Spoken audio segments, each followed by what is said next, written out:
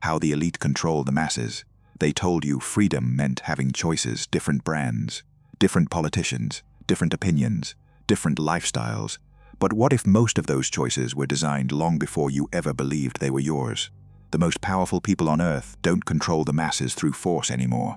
They don't need soldiers in the streets or chains around your wrists. Modern control is quieter than that. Psychological, invisible, systematic. They shape what people fear, what people desire, what people consume, and most importantly, what people never question. Because the easiest way to control millions of people isn't through violence, it's through distraction. Tonight, you're going to see how influence, media, money, and psychology quietly shape modern society in ways most people never notice. And if you want to understand the hidden systems operating behind everyday life, subscribe now. Because once you see the game clearly, it becomes impossible to think like the masses again. In 1928, a man named Edward Bernays published a book called Propaganda. Most people have never heard of it, but the ideas inside that book quietly shaped the modern world. Bernays understood something deeply disturbing about human nature. People like to believe they think independently, but most opinions are influenced long before individuals realize it. He believed the masses could be guided psychologically by controlling information, emotion, and public perception. And the terrifying part? He proved it. Bernays helped corporations manipulate public behavior using psychological techniques that were revolutionary at the time. One of the most famous examples happened in the 1920s when tobacco companies wanted to sell cigarettes to women, something socially unacceptable in America back then. So Bernays didn't market cigarettes directly. Instead, he linked smoking to freedom and empowerment. During a public parade in New York, women lit cigarettes while photographers captured the moment. Newspapers called them torches of freedom. Suddenly, cigarettes weren't just cigarettes anymore, they became symbols. And millions of people emotionally attached themselves to the idea without realizing they were participating in a carefully engineered campaign. That was the moment modern mass manipulation evolved, not through force, through psychology. And over time, the methods became even more sophisticated. Today, control doesn't always look authoritarian. In fact, the most effective systems rarely feel oppressive at all. They feel entertaining, convenient, addictive. Look around carefully. Most people wake up and immediately consume information designed by algorithms they don't understand. News feeds shape emotional reactions before people even start their day. Social media platforms reward outrage because outrage keeps users engaged longer. Corporations spend billions studying attention spans, dopamine responses, and behavioral patterns. Why? Because human attention became the most valuable currency on Earth. The longer they control your attention, the more they influence your perception of reality. And perception is power. This is why the elite rarely need direct control over people anymore. Psychological conditioning is far more effective. If you can influence what people fear, you influence behavior. If you can influence what people desire, you influence spending. If you can influence what people believe success looks like, you influence entire societies. Think about luxury culture for a second.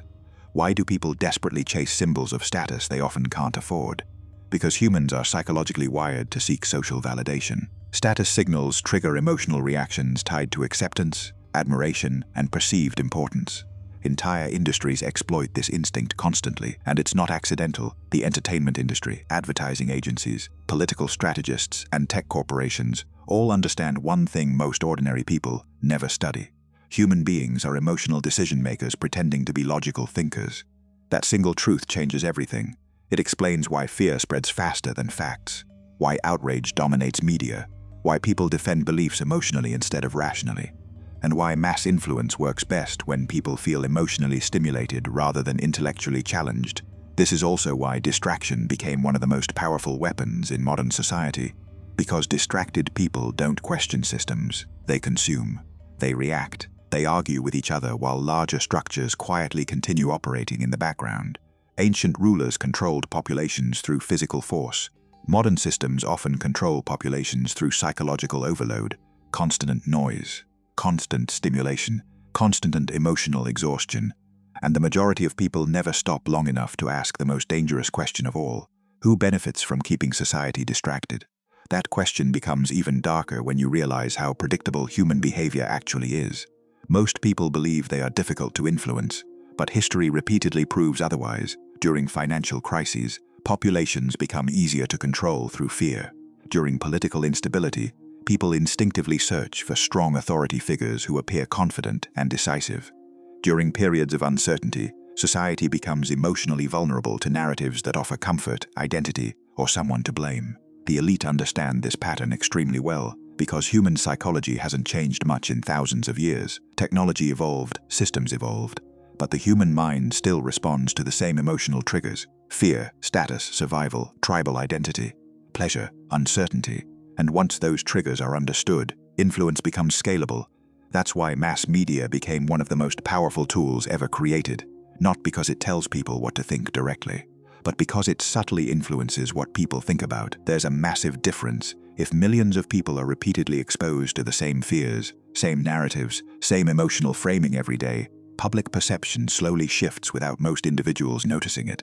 Eventually, entire societies begin reacting emotionally in synchronized patterns. Fear spreads, outrage spreads, desire spreads, and the people controlling information flows quietly shape collective behavior from behind the curtain. This is not conspiracy theory, it's psychology. Even social media algorithms operate on this principle. Platforms reward content that generates emotional intensity because emotional intensity keeps users engaged longer. Anger, fear, controversy, envy. These emotions produce stronger behavioral reactions than calm, rational thinking, and the system learns from every interaction. Every click, every pause, every emotional reaction. The more data collected, the more predictable people become.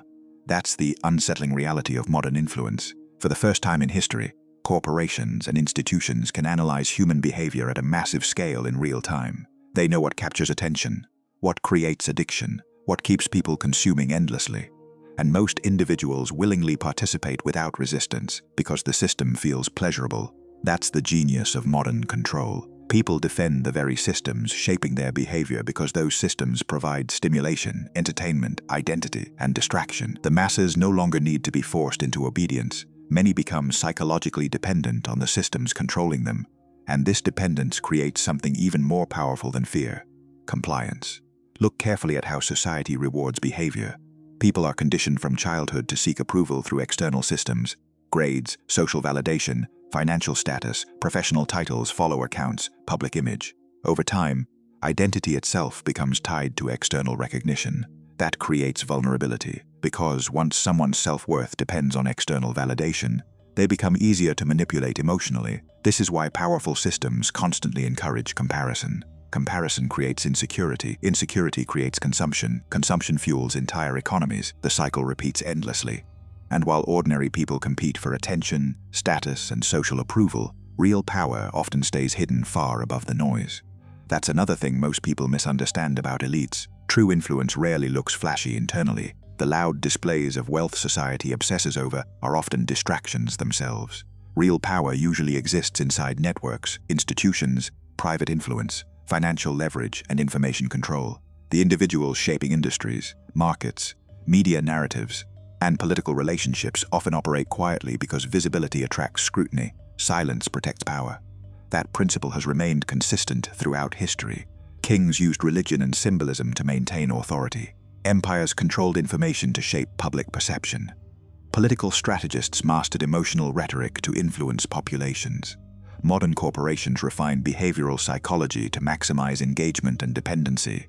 Different eras, same psychological mechanisms, and yet, despite all of this, the majority of people continue believing they are completely immune to influence. That illusion itself is dangerous, because the first step toward manipulation is convincing someone they cannot be manipulated. The people hardest to control are usually the ones capable of observing themselves objectively, the ones who question emotional reactions before acting on them, the ones who understand how fear, outrage, desire, and social validation distort perception. Awareness disrupts automatic behavior, and systems built on mass influence depend heavily on automatic behavior. That's why independent thinking has become increasingly rare, not because intelligence disappeared, but because modern society constantly competes for mental bandwidth. Most people are too overstimulated, distracted, emotionally exhausted, or psychologically conditioned to step outside the cycle long enough to examine it critically. And maybe that's the most effective form of control ever created. Not oppression through force, but control through endless distraction, emotional dependency, and engineered perception. A system where people feel free, while unconsciously moving inside invisible psychological boundaries designed long before they arrived.